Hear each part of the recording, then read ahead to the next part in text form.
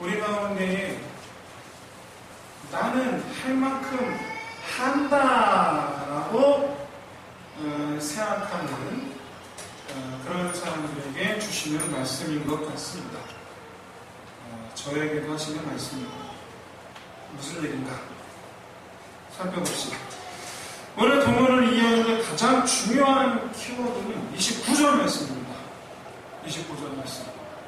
그 사람이 자기를 옳게 보이려고 예수께 여짜오되 그러면 내 이웃이 누구이니까? 이게 사실 오늘 본문의 키워드예요. 핵심 포인트예요. 그리고 율법교사가 예수에게 옳게 보이려고 노력할 필요는 없어요. 예수가 나를 어떻게 생각하든지 말든지, 그건 별로 그렇게 고민할 필요가 없어요. 여기 이 사람이 옳게 보이려고 하는 대상은 누구냐면 예수가 아니고 이 자리에 함께 있는 모든 사람들입니다. 예수의 제자도 있고요, 유대인들도 있고요. 처음에 사실 이 율법교사는 사람들 앞에서 예수의 말에 꼬투리를 잡으려고 했어요. 어쩌면 실수의 말. 그래서 예수님께서 말씀하시는 가운데에서 잠깐 틈이 있자 벌떡 일어나서 예수님에게 말합니다. 질문합니다. 그래서 사람들이 다 율법교사를 쳐다보겠죠? 뭐라고 말하나? 이제 질문하죠. 선생님이여, 내가 무엇을 하여야 영생을 얻으리까? 이제 사람들은 누굴 쳐다보니까 예수를 쳐다보죠. 뭐라고 대답하시나? 그랬더니 예수님이 이번에 되려 율법교사에게 되려 질문하십니다. 너는 율법교사니까 네가 읽은 율법에서는 뭐라 하느냐? 그러자 이제 사람들이 이 율법교사를 쳐다봐요. 저 사람 뭐라고 말할까? 그랬더니 이 사람이 사람들의 시선을 의식하면서 의기양양하게 대답합니다. 간단하게 말하면 돼요. 하나님을 사랑하고 이웃을 사랑하라 했습니다. 이렇게 간단하게 말하면 돼요. 그런데 보세요. 뭐라고 말씀하고 있습니까? 그냥 단순하게 간단하게 말하면 되는데 길게 늘려서 말하죠. 뭐라고요? 우리 다 같이 10장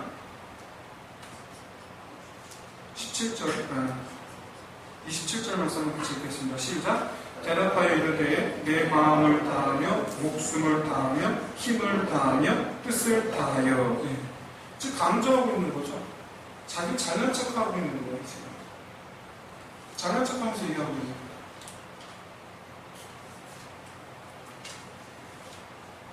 그냥 지혜롭게 잘 말했어요. 지혜롭게 말은 잘했어요. 근데 예수님이 뭐라고 말씀하시냐면 너도 가서 그렇게 하라. 너도 가서 그렇게 하라. 사람들이 이때 이 율법교사를 쳐다봅니다. 왜냐? 네가 이웃을 사랑했다고? 네가?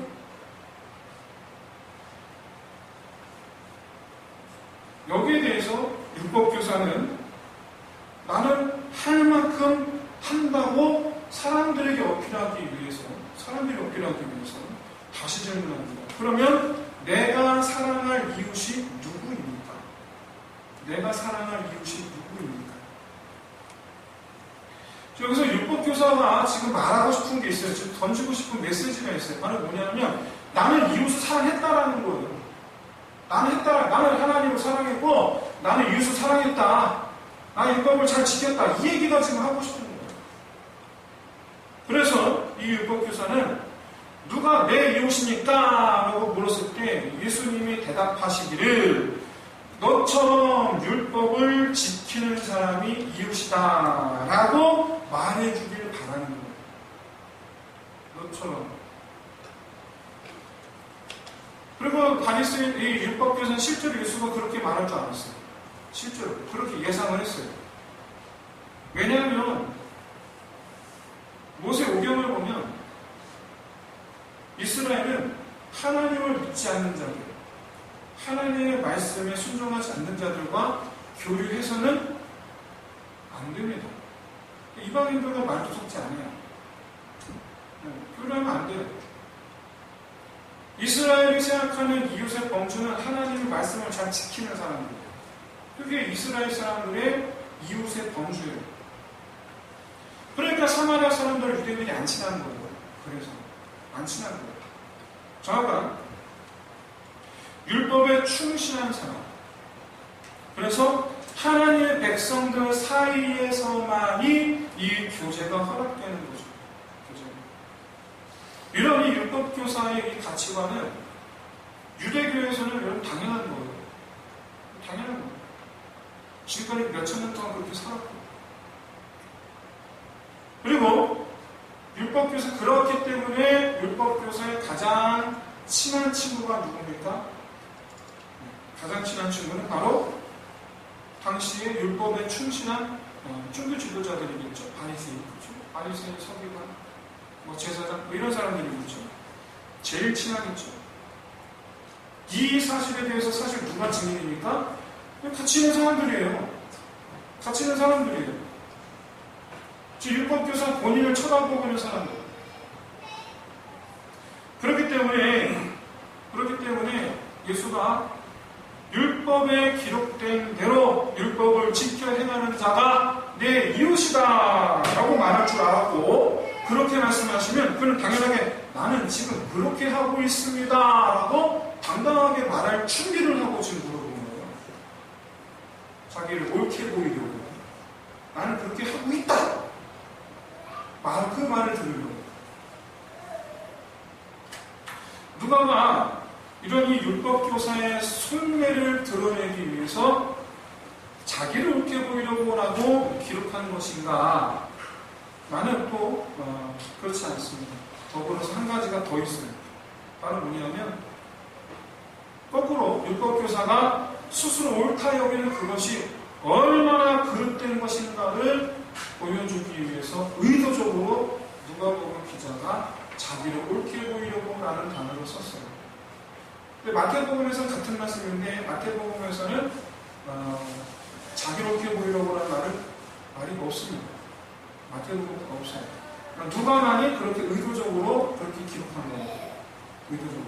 네가 옳게 여기는 그것이 사실은 잘못된 것이다 라는 것을 보여주기 위해서요. 왜냐하면 이후에 예수님께서 선한 사마리아 사람 비유를 말씀하실 때 그 과정 속에서 율법교사를 바라보는 사람들의 시선이 이제는 완전히 적대적으로 변하게 됩니다. 완전히. 본인도 당황하겠죠. 바로 선한 사마리아 사람의 비유. 도대체 그 내용이 뭔데? 여러분, 이 선한 사마리아 사람 비유 내용은 다 아시니까 그냥 설명하지 않겠습니다. 따로 부연 설명하지 않겠습니다. 그냥 넘어가겠습니다. 이 비유 속에 등장하는 이 등장인물들 가운데에 율법교사가 말하는 이웃, 누가 등장합니까? 레위인과 제사장이 등장해요. 아시다시피 유대교의 중심적인 역할을 하는 사람들이에요. 이스라엘 후기 사회에서 귀족 취급받는 사람이에요. 귀족 취급받는 사람. 역설적으로 그만큼 예수님 시대 유대교가 그만큼 타락했었다라는 것을 보여주는 사실이기도 합니다만은 어쨌든 이 제사장과 레위인은 이 율법교사의 가장 친한 친구들이에요. 서로 한 동족이에요. 그런데 이 비유 속에서 제사장과 레위 사람은 폭행당해서 죽은 것 같이 누워있는 이 사람을 그냥 지나칩니다. 비유예요, 비유. 이 비유 속에서 그렇게 지나칩니다. 그런데 실제적으로 현재 이 얘기를 듣고 있는 유대인들은 전부 다 하나같이 그럴 수 있어라고 납득한다는 사실이에요. 왜? 그 이유가 뭐냐? 아무도 예수님에게 레위인과 제사장이 설마 그냥 지나가겠습니까? 라고 반론하는 사람이 한 명도 없어요. 실제로 그렇다라고 누구나 인정하는 거예요. 왜? 여러분, 예루살렘에서 여리고로 나는 길, 여리고와 예루살렘 길, 여리고하고 예루살렘이 멀지 않습니다. 가까워요. 그냥 뭐 평택 안성 생각하시면 돼요. 가까워요. 지도상으로. 그런데 그 산이 난 길이 여리고는 저 아래고 예루살렘은 산이에요. 그러니까 산 위 동네가 예루살렘이고 산 아래 동네가 여리고인데 이 산이 난 길이 가보신 분은 아시겠지만 혹시 성교수를 다녀오신 분 계십니까?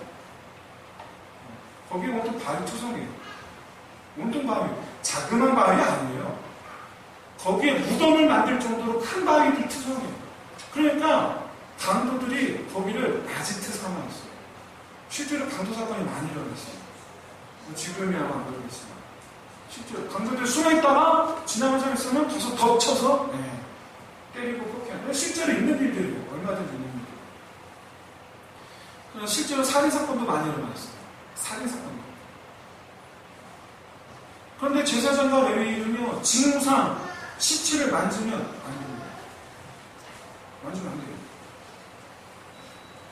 만약에 이 미동도 없이 쓰러져 있는 이 사람이 죽은 사람이면 어떻게 만져요? 만지면 안 되잖아요. 죽었으면 어떡하지? 참 신기해요.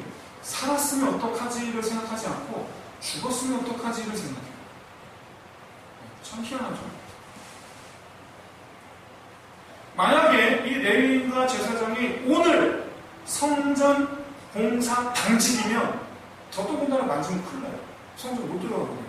그럼 성전에서 하는 일이 펑크가 나잖아요. 절대로 안 돼요. 물론 뭐 성전 봉사 당직이 아니라 할지라도 이들 율법을 잘 지키는 사람인데 절대로 시체를 만지는 사람이 아닙니다. 이 사실을 비유를 듣고 있는 율법교사도 알고 있고 유대인들도 다 알고 있어요. 그래서 그냥 넘어가는 거예요. 여기서 제가 질문 하나 드리겠습니다. 만약 이 사람이 죽은 게 아니라 살아있다면 이 레위인과 제사장은 지금 무슨 짓을 한 거죠? 본인의 손으로 한 일은 아니지만 본인의 손으로 한 건 아니지만 방조였죠. 방조죠. 살인죄예요. 살인 방조죠. 얼마 전에 중국에서 CCTV 유튜브 보시면 나와요. CCTV에 CCTV 화면에 차가 갑자기 한 대가 어떤 사람이 지나가는데 차가 그냥 휙 지나가요. 이 사람 깔렸어요. 휙 지나가요. 아, 가다가 넘어졌나? 넘어졌는 영상도 좀 돼가지고 휙 지나가요. 근데 사람들이요, 거기 지나간 사람들이요, 다 그러지. 처음부터. CCTV상에 사람들이 많이 왔다 갔다 하는데 다 그냥 그 사람 널브러져 있어요. 다 지나가요. 중국의 웨이보와 기타 등등 여러 가지 SNS 계정에서 난리가 나죠. 거기 지나가는 사람들 다 비난하는 거예요. 그 비난의 눈초리로 사람들이 지금 누굴 쳐다보고 있습니까? 율법교사 쳐다보는 거예요. 지금 예수님 비유를 들으면서. 왜냐하면 너도 한통속이니까. 너도 그럴 거잖아. 다시 말씀드리지만 이 예수님의 비유를 듣고 있는 사람들은 여리고와 예루살렘 사이의 난 길의 위험성을 잘 알고 있어요. 그래서 비유지만 비유가 아닌 게 실제로 일어난 적이 많기 때문에. 게다가 제사장과 레위인이면 당연히 그 사람 안 만질 거라는 거 다 공동적으로 알고 있어요.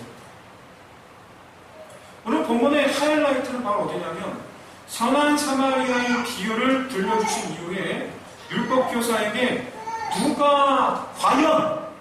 누가 강도 만난 자의 이웃이냐라고 질문하시니까 이 율법교사가 사마리아 사람입니다 라고 말하는 것이 오늘 본문의 하이라이트입니다. 왜냐하면 어쩔 수 없이 그렇게 됩니다. 어쩔 수 없이. 거기 함께 이 비유를 듣고 있는 사람들이 분위기를 안다면 나는 그래도 율법을 평소 잘 지키는 레위인과 제사장이라고 생각합니다 라고 말해서는 안 되는 거예요. 그딴 큰일 나는 거예요. 대답 잘했어요. 선한 사마리아 사람입니다 라고 대답 잘했어요. 오늘 이 본문의 핵심은 누가 내 이웃인가? 다시 말해서 내가 사랑을 베풀 대상은 누구인가? 라는 이 질문 속에 담겨있는 이 율법교사의 이 편협한 인간관계로는 예수님께서 깨뜨려버렸다라는 사실. 율법교사 속으로야 내 이웃은 제사장과 레위인이다 라고 말하고 싶었겠죠. 근데 말할 수가 없는 거예요. 그렇게 말하면 큰일 나는 거예요. 아니라는 거예요. 네 이웃은 율법 잘 지키는 제사장 레위인 아니라는 거예요.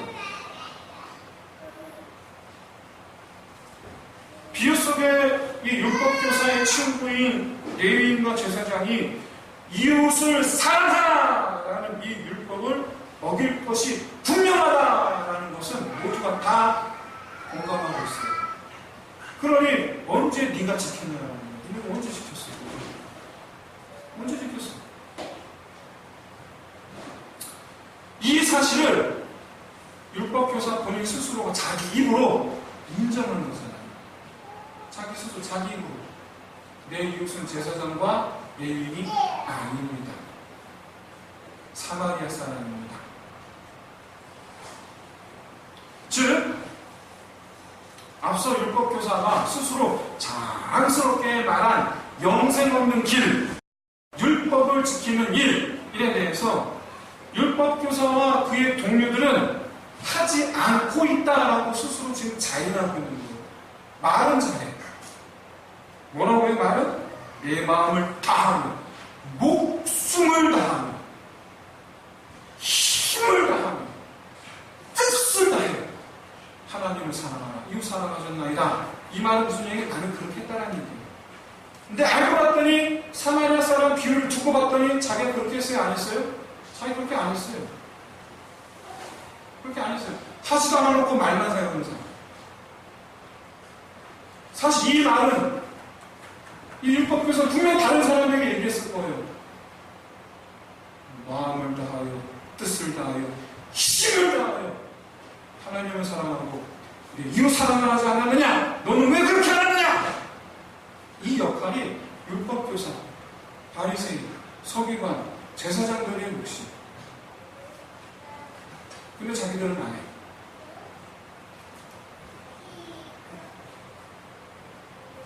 성경에서 그렇게 하라고 말씀하지 않으셨느냐?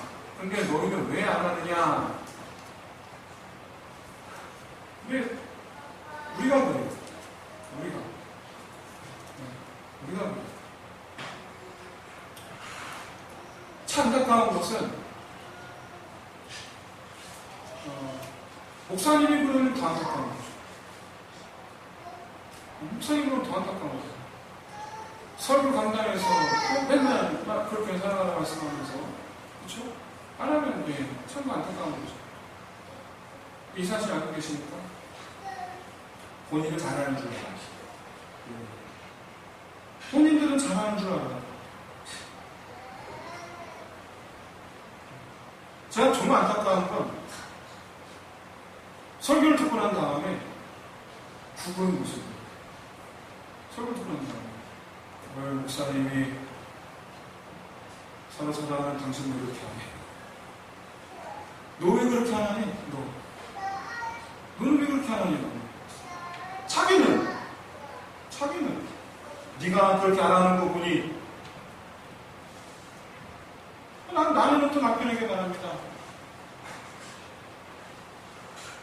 아내에 대해서 무슨 것을 사랑하라고 그러는데 너는 그게 뭐냐?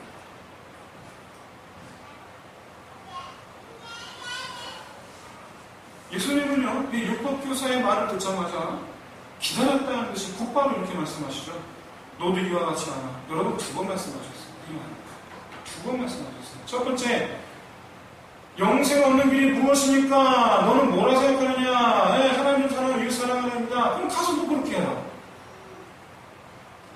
그럼 누가 내 이웃입니까? 사마리아 사람 비유충 얘기하고 누가 네 이웃이냐? 사마리아 사람이다. 너 그럼 가서 그렇게 해라. 너 가서 그렇게 하라. 너도 그렇게 해라. 2번 말씀하셨어요.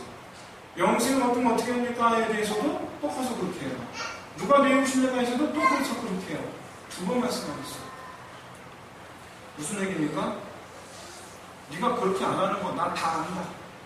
너는 그렇게 안 하는 거 내가 다 안다. 그러니까 이제부터라도 그렇게 해라라는 거예요.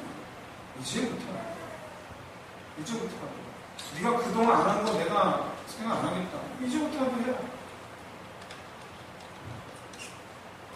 근데 여러분 율법교사가 먼저 말하지 않았습니까? 율법을 지켜야지 영생을 얻습니다. 그리고 그 율법은 이웃을 사랑하는 것입니다. 이거 율법교사가 자기 입으로 말한 거지 않습니까? 그런데 율법교사를 비롯해서 제사장과 그리고 이 레위인들은, 종교 지도자들은 율법 때문에 사람을 가려가면서 사랑해요. 사람을 가려요. 사랑을 하는 대상, 사랑해서는 안 되는 대상. 율법 때문에 사랑을 가려요. 따라서 예수님이 말씀은 사랑 가르지 말고 누구에게나 사랑을 베푸는 사람, 이웃이 되어주라. 이웃이 되어주라라는 이웃이 되어주라. 거기에 더해서 하나님의 말씀을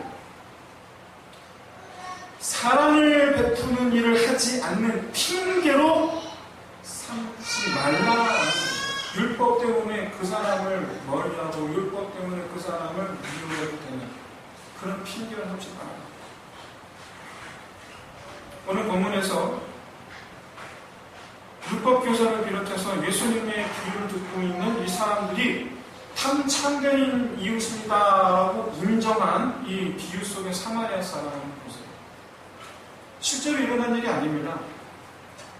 하지만 어려움을 당한 사람을 도와준 사람이 사마리아 사람이라면 그 사람이야말로 하나님의 사랑을 실천한 사람이다라는 것을 지금 다 인정하고 있어요. 예수님은 남에게 그런 이웃이 되어주라고 그러는 거예요. 그런데 중요한 것은 비유 속에 폭행당해 죽기 일보 직전의 사람의 정체예요. 이 사람은 10중 8구가 아니라 10중 10유대인이에요. 10중 10유대인이에요.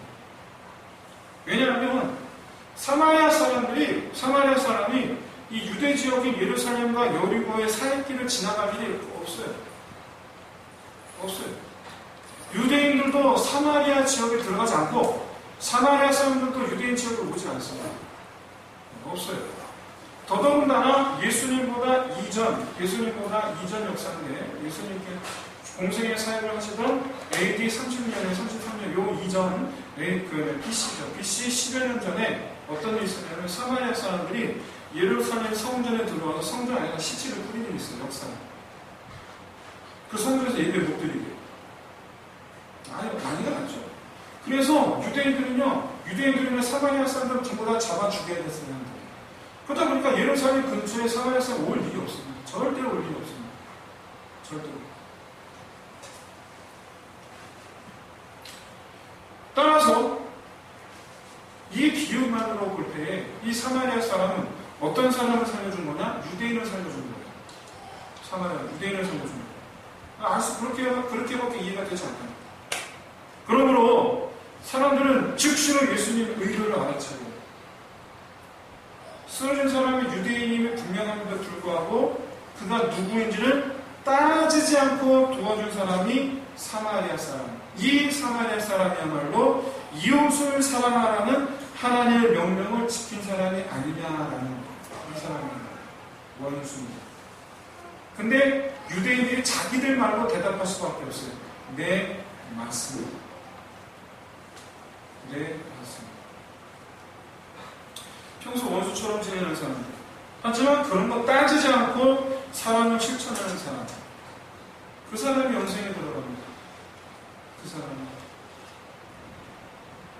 예수 믿는다라는 말은 무엇과 똑같냐면 원수 사랑하는 사람입니다. 똑같습니다. 예수는 믿지만 원수는 사랑하지 않습니다. 안 믿는 거예요. 그건 안 믿는 거예요. 지금 누가 그렇게 말씀하고 있어요? 오늘 본문이에요. 오늘 본문 제가 이렇게 얘기하는 게 아니고 오늘 본문이에요.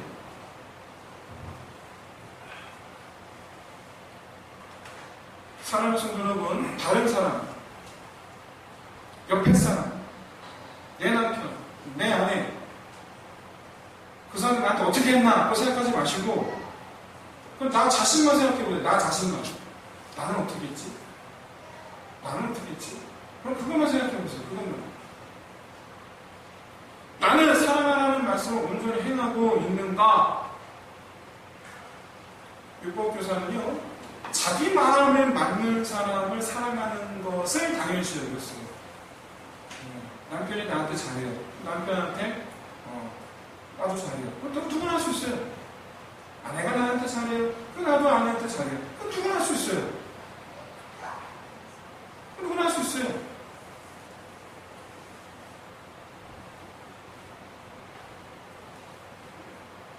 반대로, 이 말은 반대로, 나하고 내 마음에 맞지 않으면, 나하고 생각이 다르면, 내 마음에 들지 않으면, 나한테 피해를 입히면, 나한테 손해보게 하면, 내 자존심을 건드리면, 내가 그 사람의 사랑할 이웃이 되어주지 않겠다는, 나는 그렇게 하지 않겠다.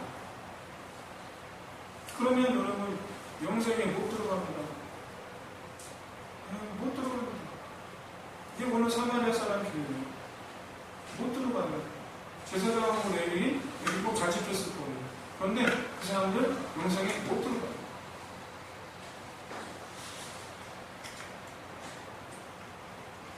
아내를 사랑하는 일, 남편을 사랑하는 일, 그걸 내가 영생에 들어가기 위해서 사랑하라 라고 말하면 그 계산적인 거 아닙니까? 라고 말할 수 있을지 모르겠습니다. 나는 한 가지 분명한 건 아내를 사랑하고 남편을 존중하는 것은 내가 영생 얻은 자임을 나타내는 길이다. 그거는 분명하다. 여러분 영생 얻으셨다고 스스로 이렇게 확신하십니까? 구원 얻었다고 여러분 스스로 확신하십니까? 나는 하나님의 백성을 스스로 확신하십니까? 그러면 이유 불문곡직하고 사랑하는 거예요.